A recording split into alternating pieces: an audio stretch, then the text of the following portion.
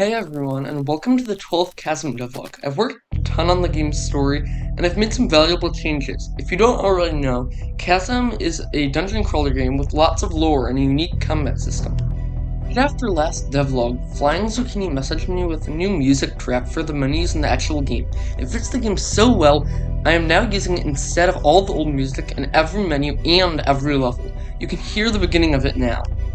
I had designed the storybook art, but there was no way to access the book, so I created a scene to select a page to read. I then spent hours fixing bugs with this unreasonably complex system before it actually worked. And then I realized that it didn't work, because there were no pages to read. Sure, I'd written the story on paper, but I hadn't added it. Alright, here's the story, and let's get this into the game, and... okay, that didn't work. Alright, time to actually add it.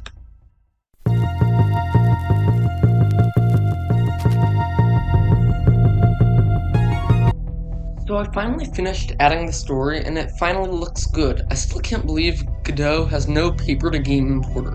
How hard can it be to read my mind? Most games actually work. Unless they're AAA games, then they don't work until 5 years old. But as an indie game, Chasm needs to function on launch day. The spider script is buggy, so time to completely rewrite it.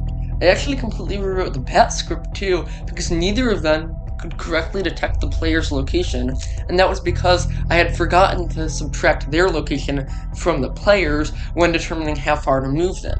Now they'll actually move faster when they're less hurt, and when they get hurt, they'll move slower, so that they're sort of injured and won't be able to move as well.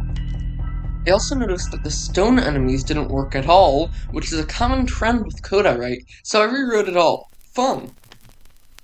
Here's how it works now. When the player enters the detection area, the stone takes the player's position minus its own position. It runs some logic to determine which of 8 directions it should move in to hit the player, and sets its velocity accordingly.